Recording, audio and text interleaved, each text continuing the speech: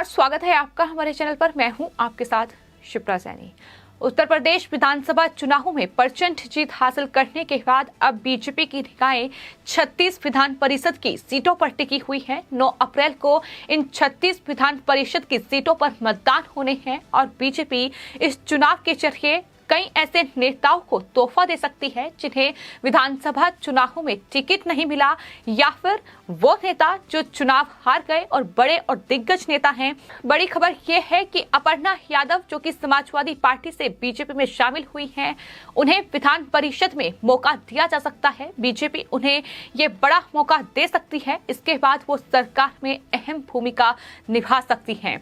जैसा कि लगातार खबर सामने आ रही है कि अपर्णा यादव, जिन्हें विधानसभा चुनाव में टिकट नहीं मिला, लेकिन उसके बावजूद भी उन्होंने पार्टी के लिए चुनाव प्रचार करने में जान फूंक दी और इस तरीके से बीजेपी ने प्रचंड जीत उत्तर प्रदेश में हासिल की है। और अब अपर्णा यादव को योगी मंत्रिमंडल में शामिल किया जा सकता है। अब वो विधान परिषद का चुनाव भी लड़ सकती है। 9 अप्रैल को मतदान होना है, तो ये बड़ी खबर सामने आ रही है। और अपर्णा यादव जाहिर तौर पर बीजेपी के लिए न सिर्फ एक स्टार प्रचारक थी, बल्कि कहीं न कहीं एक स्टार नेता साबित हुई है। जिस तरीके से उन्होंने चुनाव प्रचार किया बीजेपी उम्मीदवारों के लिए, वो गांव-गांव तक पहुंची और उन्होंने तमाम वोटर्स को साधने की तमाम कोशिशें की और खास तौर पर महिलाओं के बीच अपनी एक अहम जगह अपर्णा यादव ने बनाई है।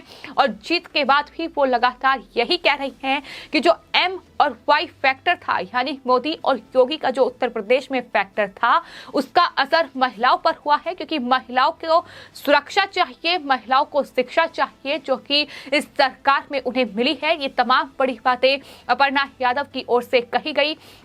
लगातार उत्तर प्रदेश में बीजेपी की इस प्रचंड जीत के बाद बीजेपी नेता और मुलायम सिंह यादव की बहू अपर्णा यादव के तमाम बयान सामने आ रहे हैं, तमाम ट्वीट सामने आए हैं। यहाँ तक कि तमाम मीडिया चैनल को उन्होंने इंटरव्यू दिया है, जिसमें अपर्णा यादव ने इस जीत का श्रेय जाहिर तौर पर प्रधानमंत्री नरेंद्र मोदी और उत्तर प्रदेश के मुख्यमंत्री योगी आदित्यनाथ को दिया है। और अपर्णा यादव से इस दौरान पत्रकार ने एक महत्वपूर्ण सवाल पूछा।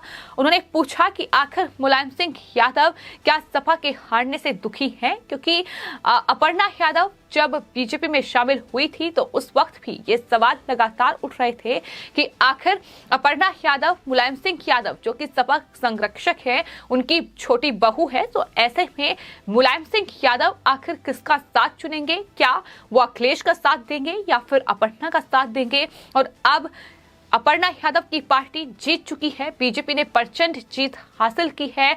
और इस जीत के बाद क्या अपर्णा यादव की इस जीत में कहीं ना कहीं मुलायम सिंह यादव खुश हैं? ये सवाल भी लगातार उठ रहे थे। इसका जवाब अब अपर्णा यादव ने दिया है। उन्होंने कहा है कि मुलायम सिंह यादव ने मुझे दिल खोलकर आशीर्वाद दिया है। अखिलेश यादव के उत्तर प्रदेश चुनाव में हारने को लेकर जब अपर्णा से सवाल किया गया तो उन्होंने जवाब देने से इनकार कर दिया, लेकिन उन्होंने अखिलेश को लेकर आगे ये भी कहा कि वो मेरे परिवार का हिस्सा हैं और मैं उनका सम्मान करती हूँ। लेकिन इन सब के बाद जब अपर्णा यादव से समाजवादी पार्टी की हार पर मुलायम सिंह यादव को लेकर सवाल पूछा गया तो इस पर अपर्णा ने जवाब देते हुए कहा कि उनको दुख है कि समाजवादी पार्टी हार गई है, लेकिन वो अब इन सब चीजों से ऊपर हो गए हैं। ये अपर्णा यादव की ओर से कहा गया है। जाहिर तौर पर जिस तरीके से बीजेपी ने समाजवादी पार्टी या यूं कहें मुलायम परिवार में सेंध लगाई, अपर्णा यादव बीजेपी में शामिल हो गई। उन्होंने साफ तौर पर यह कहा कि वो प्रधानमंत्री नरेंद्र मोदी की नीतियों और बीजेपी की नीतियों से प्रभावित थी, जिसके चलते उन्होंने राष्ट्रवाद को चुना और राष्ट्र के लिए वो काम करती रहेंगी।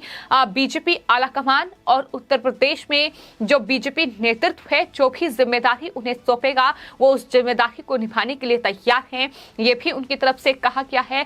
तो फिलहाल अपर्णा यादव पर सबकी निगाहें टिकी हुई हैं कि आखिर अपर्णा यादव को योगी मंत्रिमंडल में जगह मिलती है या नहीं, या फिर कौन सी जिम्मेदारी मिलती है। ये भी लगातार इस पर भी सबकी निगाहें टिकी हुई हैं। फिलहाल 9 अप्रैल को विधान परिषद के चुनाव होने हैं और उसमें कई दिग्गज नेताओं को मौका मिल सकता है जो या तो चुनाव हार गए हैं या फिर उन्हें टिकट नहीं मिला है, और उसमें अपर्णा यादव का नाम भी शामिल है। उन्हें भी एमएलसी बनाकर बीजेपी कोई बड़ी जिम्मेदारी सौंप सकती है।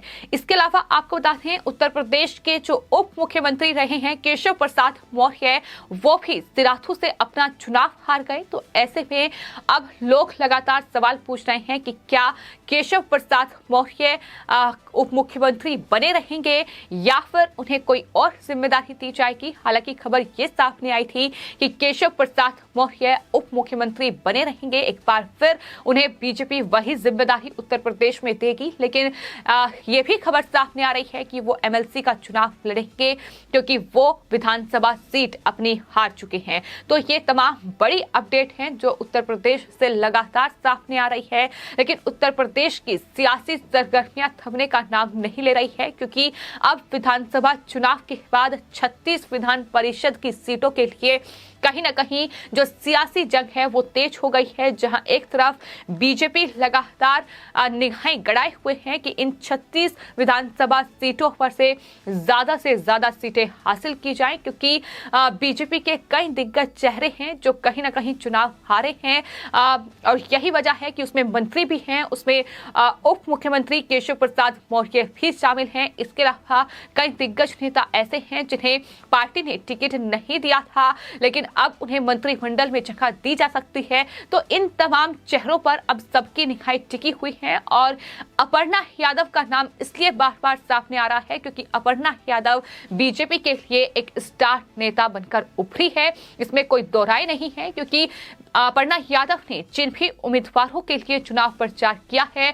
वो सारे उम्मीदवार अपना चुनाव जीते हैं। ये बड़ी उपलब्धि अपर्णा यादव की है। यानी अंदाजा लगाया जा सकता है कि बीजेपी के लिए किस तरीके से अपनी पार्टी के लिए चुनाव प्रचार करने में अपर्णा यादव ने जान फूकी है और यही वजह है कि लगातार लोग भी ये मांग कर रहे हैं कि अपर्णा यादव को कोई अहम जिम्मेदारी बीजेपी सौंपे। ये भी लगातार मांग की जा रही है। तो फिलहाल अपर्णा यादव को लेकर बड़ी खबर यही है कि वो विधान परिषद में उन्हें मौका दिया जा सकता है और वो इसके बाद सरकार में अहम भूमिका निभा सकती है।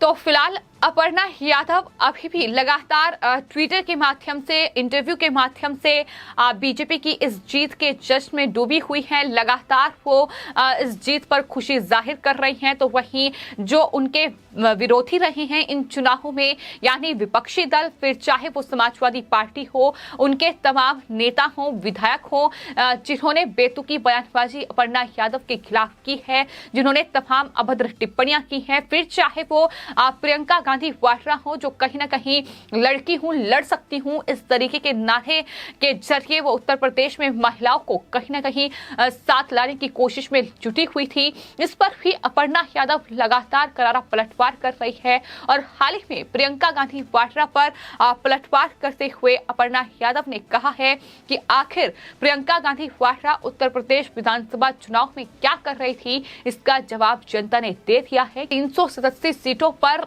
कांग्रेस पार्टी की जमानत जब्त हुई है, तो इससे बड़ा संदेश कुछ भी नहीं हो सकता है। तो तमाम तरीके से अपर्णा यादव इन तमाम विपक्षी दलों पर हमलावर है और जहां तक बात समाजवादी पार्टी की है, तो समाजवादी पार्टी ने अपर्णा यादव को रोकने की खूब कोशिश की। वहां उनकी जनसभाओं में भी इस तरीके से हमने देखा कि गुंडागर्दी करते लोग नजर आए, लेकिन उस पर भी अपर्णा ने जवाब साफ तौर पर दिया था कि तुष्टीकरण की राजनीति करने वालों को बख्शा नहीं जाएगा और वोटर्स इन्हें जवाब देंगे। और कहीं ना कहीं उत्तर प्रदेश में जनता ने जवाब दिया है, ये साफ तौर पर अपर्णा यादव कह रही हैं और बीजेपी की जीत में खुश है। सवाल लगातार उनसे पूछे जा रहे हैं कि आखिर क्या जिम्मेदारी उन्हें सौंपी जाएगी, इसको लेकर भी सवाल किए जा रहे हैं कि अपर्णा यादव अब पार्टी में आखिर क्या चाहती हैं, कौन सा पद वो चाहती हैं। उन्होंने साफ तौर पर कहा है कि जो भी बीजेपी आलाकमान उनके लिए तय करेगी उस जिम्मेदारी के लिए वो तैयार हैं। तो फिलहाल ये तैयारी बीजेपी की ओर से अभी फिलहाल नई सरकार के गठन को लेकर चल रही है। शपथ ग्रहण समारोह कब होगा इसकी तारीख अभी निर्धारित नहीं की गई है, लेकिन सबकी निगाहें इस बात पर टिकी हुई हैं कि आखिर कौन से चेहरे को बीजेपी कौन सी बड़ी जिम्मेदारी उत्तर प्रदेश में सौंपती है।